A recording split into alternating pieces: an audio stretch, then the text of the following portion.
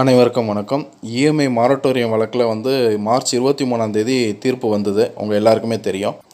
அந்த தீர்ப்பில் மாரட்டோரியமை இனிமேட்டு எக்ஸ்டெண்ட் பண்ண முடியாதுனோ, என்பிஏ நான் பர்ஃபார்மிங் அசட்னு டிக்ளேர் பண்ணக்கூடாதுன்னு கொடுத்து வச்சிருந்த அந்த ஸ்டேவையும் வெக்கேட் பண்ணியும் அந்த தீர்ப்பு இருந்துச்சு. மேலும் அந்த தீர்ப்பில் மாரட்டோரியம் பீரியடில் இன்ட்ரெஸ்ட் மட்டும் இல்லை, பெனால்ட்டி இருக்கக்கூடாது, காம்பவுண்ட் இன்ட்ரெஸ்ட்டு, சிம்பிள் இன்ட்ரெஸ்ட், எந்த ஒரு இன்ட்ரெஸ்ட்டுமே இருக்கக்கூடாதுன்னு அந்த தீர்ப்பு சொல்லியிருந்தாங்க. கவர்மெண்ட் 2 கோடிக்கு கீழே உள்ளவங்களுக்கு மட்டும் 2 கோடி வரைக்கும்ன்ற ஒரு சீலிங் செட் பண்ணாங்க.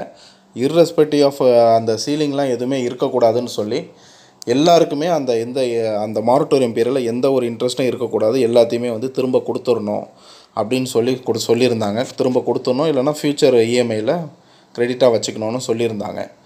இப்போது அந்த ஜட்ஜ்மெண்ட்டுக்கு அகெயின்ஸ்டாக ஏதாவது அப்பீல் போவாங்க, ரிவ்யூ போவாங்கன்ற எதிர்பார்த்துட்டு இருந்த நிலையில் யாரும் ஒரு அப்பீலும் போகல, ரிவ்யூவும் போகலை. ஆனால் விஷால் திவாரின்ற அட்வொகேட்டு, இவர் யாருன்னு பார்த்தீங்கன்னா, இவர் ஒரு ஒன் ஆஃப் த பெட்டிஷனர் தான். இந்த மாரட்டோரியம் எக்ஸ்டென்ஷன் கேஸ்லேயே அவர் ஒரு பெட்டிஷனர் தான். இவருக்கு ஒரு பஞ்சாப் நேஷ்னல் பேங்க்கில் ஒரு ஹவுசிங் லோன் போய்கிட்டு இருக்கு. ஸோ அதுக்காக இவர் மாரட்டோரியம் எக்ஸ்டெண்ட் பண்ணோம், இந்த பேண்டமிக்கில் எக்ஸ்டெண்ட் பண்ணோன்னு சொல்லி போட்டிருந்தார்.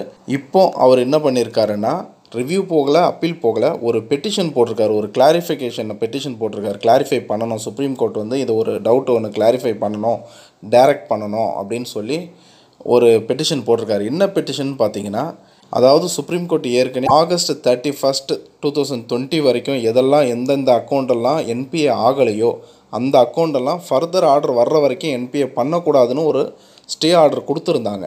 பட் இந்த ஜட்ஜ்மெண்ட்டு இப்போ மார்ச் 23 இந்த ஃபைனல் ஜட்ஜ்மெண்ட் வரும்போது என்ன ஆகிடுச்சுன்னா, அந்த ஸ்டே வெக்கேட் பண்ணிட்டாங்க. ஸோ இப்போ என்ன ஆகிடும்னா, அந்த ஸ்டே கொடுத்தனால ஆகஸ்ட்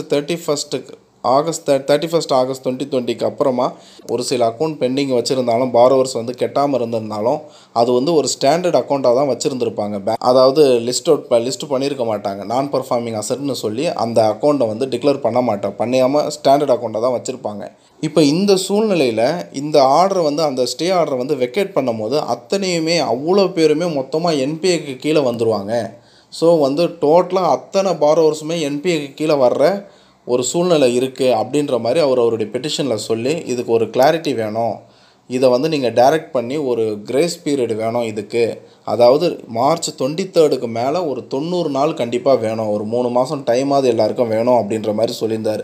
ஆக்சுவலாக இவர் இந்த பாயிண்ட்டை இந்த மாரட்டோரியம் எக்ஸ்டென்ஷன் கேஸ் ஆர்கியூ பண்ணும் போதே December 2 நினைக்கிறேன், அப்போவுமே இந்த பாயிண்ட் அவர் சொல்லியிருந்தார். ஸ்டே ஆர்டரை இமீடியட்டாக வெக்கேட் பண்ணக்கூடாது, என்பிஏன்னு டிக்ளேர் பண்ணுறதுக்கு ஒரு கிரேஸ் பீரியட் கண்டிப்பாக பேங்குக்கு கொடுக்கணுன்னு. பட் ஆனால் அவங்க இதை கொடுக்கல, அந்த ஆர்குமெண்ட்டை ஏற்றுக்கலை. அவர் இப்போ இந்த ப்ராப்ளத்தை சொல்லியிருக்காரு. இப்போ பார்ஷியல் லாக்டவுன்லாம் அங்கங்கே நடந்துக்கிட்டு இருக்குது. ஸோ இந்த மாதிரி சூழ்நிலையில் என்பிஏன்னு எல்லாருமே ஒட்டுமொத்தமாக டிக்ளேர் பண்ணும்போது இது பெரிய ப்ராப்ளம் வரும். ஸோ இமிடியேட் எஃபெக்டாக எந்த பேங்க்கும் என்பிஏன்னு யாரையும், எந்த ஒரு பாரோவரையும், எந்த ஒரு அக்கௌண்ட்டையும் டிக்ளேர் பண்ணக்கூடாது அப்படின்ற மாதிரி சொல்லியிருக்காரு. ஸோ இந்த மாதிரி கேட்டு ஒரு மாடிஃபிகேஷன் பெட்டிஷன், அதாவது அந்த ஆர்டரில், அந்த ஜட்ஜ்மெண்ட்டில் இந்த போர்ஷனை மட்டும் மாடிஃபை பண்ணுங்க அப்படின்ற மாதிரி ஒரு ப்ரேயர் கேட்டு ஒரு பெட்டிஷன் போட்டிருக்காரு. இந்த பெட்டிஷனை சுப்ரீம் கோர்ட் அக்செப்ட் பண்ணிக்கிட்டாங்கன்னா எல்லாருக்குமே என்பிஏன்னு டிக்ளேர் பண்ணுறதுல ஒரு 90 days ஒரு கிரேஸ் பீரியட் கிடைக்கும். இப்போதைக்கு இந்த பெட்டிஷனை இவர் ஃபைல் தான் பண்ணியிருக்காரு. இந்த பெட்டிஷனை விசாரணைக்கு எடுத்துக்கிறாங்களா எல்லாத்தையும் வெயிட் பண்ணி பார்ப்போம். இந்த பெட்டிஷனை விசாரணைக்கு எடுத்துக்கிற பட்சத்தில் நீங்கள் சில பேர் நினைக்கலாம், ரொம்ப நாள் திரும்பவும் அந்த மாரட்டோரியம் எக்ஸ்டென்ஷன் கேஸ் மாதிரி இது நீண்டுக்கிட்டே போகுமான்னு. அப்படிலாம் போகாது. இதை ஏன்னா இது ஒரு பெட்டிஷன் தான், இது ஒரு ரிவ்யூ, ஒரு அப்பீலோ, இது என்டையர் கேஸையும் ஆர்கியூ பண்ணணும்னு அவசியம் இல்லை. ஒரு சின்ன போர்ஷனை மாடிஃபை பண்ணணும்னு சொல்லி அவர் கேட்டிருக்காரு, அவ்வளோதான். ஒரு சின்ன இஷ்யூ தான் இன்வால்வ்டு. ஸோ இது ரொம்ப நாள்லாம் இழுக்காது. மேக்ஸிமம் ஒரு 5-6 இயரிங்கில் கூட முடிச்சுருவாங்க. நோட்டீஸ் கொடுப்பாங்க, 2 பேரும் ஆர்கியூ பண்ணுவாங்க, இவ்வளோ தான். ஒரு 4-5 வாய்தா போகலாம் அதிகபட்சம். சரி, வெயிட் பண்ணி பார்ப்போம் என்ன ஆகுதுன்னு. வாழ்க வளமுடன். ஜெய்ஹிந்த்.